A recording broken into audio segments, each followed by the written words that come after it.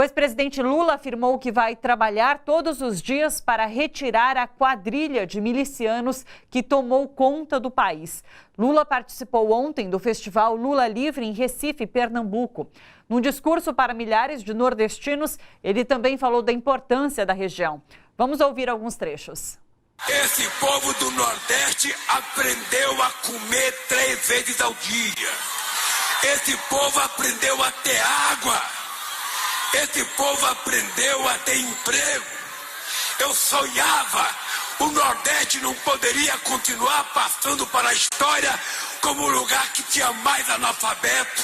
O Nordeste não poderia passar para a história como o estado que tinha mais desnutrição e mais mortalidade infantil. O estado não poderia passar para a história como o estado que menos tinha mestre e que menos tinha doutor. O Nordeste não poderia passar mais a história de que era um exportador de miseráveis. Esse Nordeste é exportador de dignidade. E nós não somos inferiores a ninguém. Nós não queremos tirar nada de nenhum estado, mas nós queremos ser tratados em igualdade de condições. E vou terminar dizendo para vocês uma coisa. Tenho certeza absoluta que cada minuto de vida que eu terei pela frente será dedicado para libertar esse país dessa quadrilha de miliciano que tomou conta desse país. Tenha certeza. Tenha certeza. Bom, a gente vai conversar agora com Altamiro Borges, o Miro, que é do Centro de Estudos da Mídia Alternativa Barão de Tararé, sobre as notícias do dia. Oi, Miro, tudo bom? Thalita, tudo bem? Tudo certo.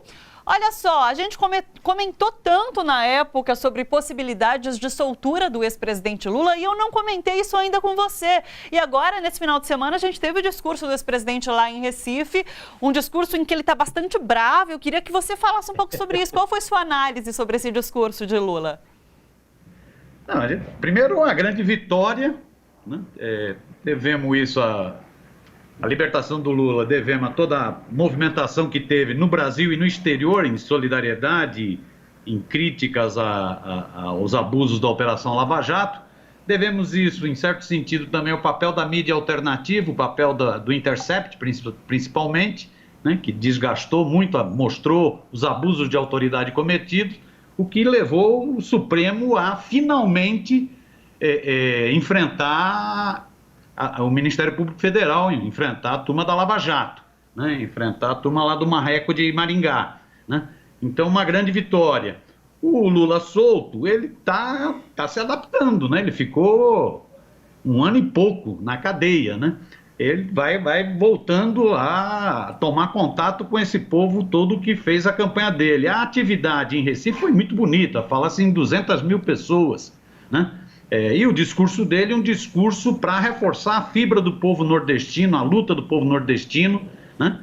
Esse povo nordestino que o Bozo não gosta muito, que o capitão, que é presidente, não gosta muito.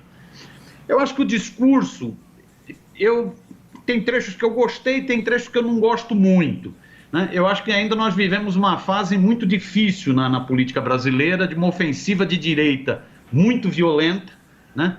Uma ofensiva que eu chamo de uma ofensiva neofascista, e para enfrentar essa ofensiva nós vamos precisar unir muitas forças. Então acho que esse não é um momento de ficar batendo para tudo que é lado, esse é um momento de ver como a gente une forças.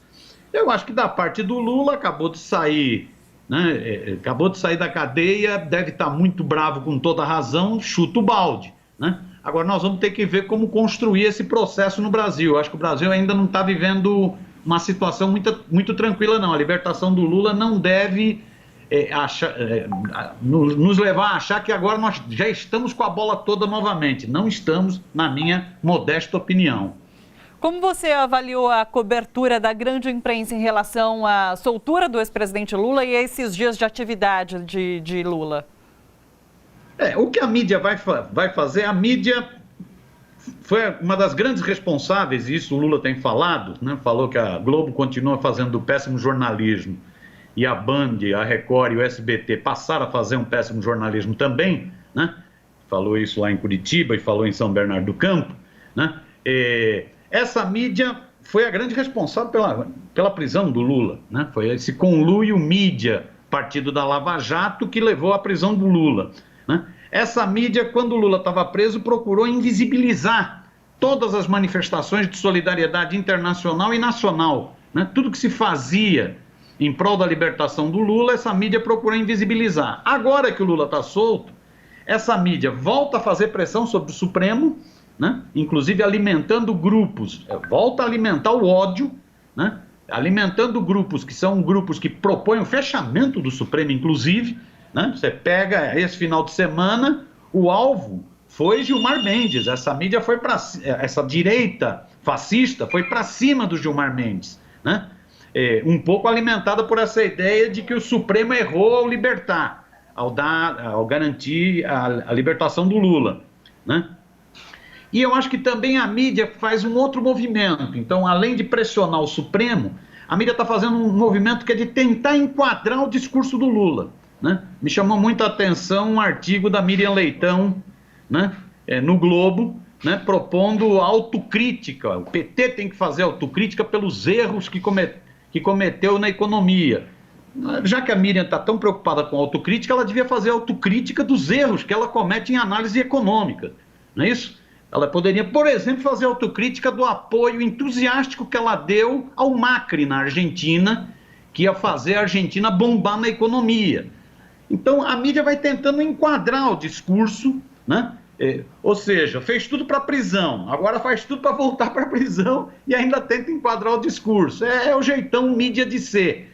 A mídia, mesmo tendo discordâncias com o Bolsonaro, no aspecto dos costumes, no aspecto do autoritarismo, a mídia mantém o apoio à política econômica ultra neoliberal do Bolsonaro e nisso ela tenta fazer a diferenciação com as forças de esquerda, com Lula e com PT. Então ela tenta demarcar campo a todo momento. É um pouco o texto, esse artigo da Miriam Leitão, mas é no geral, toda a mídia tentando enquadrar o presidente agora.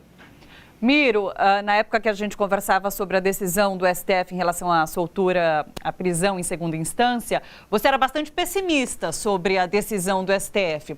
Dias Toffoli, o presidente da corte, já pautou agora para até o final do ano o julgamento sobre a questão da suspeição de Sérgio Moro em relação aos processos do ex-presidente Lula. Você continua pessimista em relação a uma decisão favorável ao ex-presidente ou você acha que pode ser surpreendido novamente?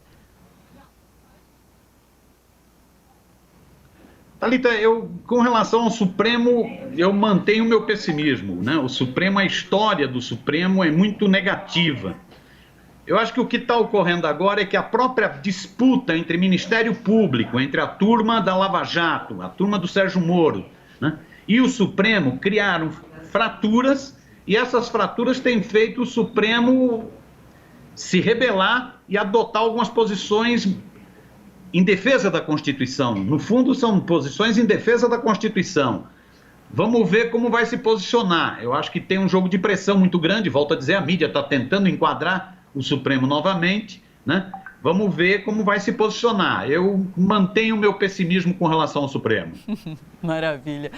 Olha só, você que curte a TVT e quer contribuir com a gente para que a nossa programação chegue cada vez mais longe, se inscreva no nosso canal do YouTube/Rede TVT e torne-se membro. Ou então faça a sua contribuição em nosso Catarse. É só acessar catarse.me/TVT. A gente agradece.